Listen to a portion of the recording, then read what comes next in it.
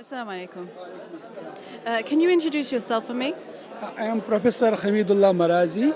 I am properly known as Hamid Naseem Rafi Abadi because I am also a poet and my pen name is Hamid Naseem Rafi Abadi. I have come from University of Kashmir. I am Director Shah Hamdan Institute of Islamic Studies in the University of Kashmir. Can you tell us a little bit more about the journey of how you got to know about the work of Sayyid Nursi? I think that if you are working in Islamic studies or you are studying modern trends in Islam, to ignore Nursi is totally unimaginable because Nursi has that great profound influence on the thought of modern Turkey and other parts of Islamic world as well. And his model seems to be very much relevant to modern times because I have gone through almost all important Islamic thinkers of modern times like Maulana Maududi, Dr. Iqbal, Ali Shariati, Khomeini, Mutahiri, Muhammad Abduhu, Rashid Raza Misri, and Jamal Afghani. Even I have translated Urwat al-Wuska from Arabic into Urdu, so I am well versed with other thinkers of modern times. But when I came across to the thought of Sayyid Nursi, I found I was missing something in their thought, other scholars' thought, and that missing link I found in Sayyid Nursi. And what is that? That is, he could understand the spirit of modern times, and he thought that now this world is shaped by the plague of materialism, which has just rendered world faithless. And what is modern age signifying? That faithlessness. And if we want to revive the spirit of Islam or humanity, we have to go back to that faith which is found in the scriptures. Because according to Nursi, what is lacking in Western part of the world, so far as ideology is concerned, that is prophets have not come to West, they have come to the East. And religion has gone to the West from East, although West has contributed a great deal, no doubt. But he says so far as spirituality is concerned, it has emerged in the East, and for that reason in the East faith is very important. But in the West, materialism, atheism and such ideologies have emerged, which has rendered this world faithless and to a rudderless condition. Absolutely. What are your thoughts about the papers that the students presented in the conference today? I was very much happy that our young generations are coming to study Nursi seriously. I have met some of the brilliant students of Islamic world, and I was happy that they are well versed with the modern trends of thought, whether it is in political science, sociological thought, or in theological discourses. And secondly, they are also grounded in Nursi studies as well. Although I have an observation, I found that our new generation has got delinked from their past legacy. Now they are more and more depending on the Western methodologies to study Islamic ethos. And even I had some questions to the paper readers. I asked them, okay, Western methodologies will help us definitely to understand people like Nursi. But unless we also try to develop our own, evolve our own methodology to understand such personalities who are very much rooted in our ethos, spiritual, mystical, philosophical, cultural, academic, ideological, so it will be very difficult to do justice with such personalities because we have to develop our own methodology in order to understand the holistic approach of these great personalities who have been shaping generations after generations, and we have to little bit have a methodological shift, the paradigm shift from the Western methodology to the, I should say, Eastern or Oriental methodology. But we have to also take help from the Western techniques. But those techniques will not suffice to understand such great personalities. What is the importance of Sayyid Nursi's work in the Arabic and the Western world or everywhere? It's a very good question. I like this question and I always want that to reply these questions when people ask me this. So I think that, Sayyid Nursi has a special dimension. That is, he has never ignored spirituality.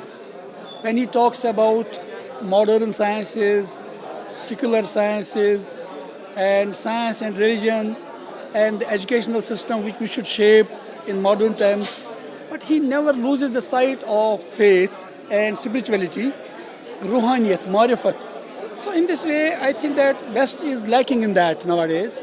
And even the world of Islam, who are following West, sometimes blindly, sometimes enthusiastically, sometimes they don't know what they are following. And they also need the approach of Sayyid Nursi so that they may come to terms with the actual ethos of modern times and the spirit which is behind different type of movements and how to reconcile Islam in modern times with the existing realities, hard realities of life. Because Sayyid Nursi was a practical man. He suffered for 30 years in the jail in Barla and other places, but he never complained. And then he talked about Jihad-e Manavi, that we should shun politics and we should always act on positive things, that is known as positive action. And he talks about Jihad-e Manavi. Let us not be political always. He says, Allahumma a'uzbika mina shaitan wa a'uzbika mina siyasa. Oh God, I beseech your protection from Satan and also from politics. Why? Because politics had become that much polluted, corrupted, where it was very difficult to find any element of truth or faithfulness in that. So that we find that this aspect of materialism or the worldliness or the mundane aspects of life, we have to also deal with other aspects which are that worldly, which are spiritual, which are moral, which are ethical, apart from the material aspects.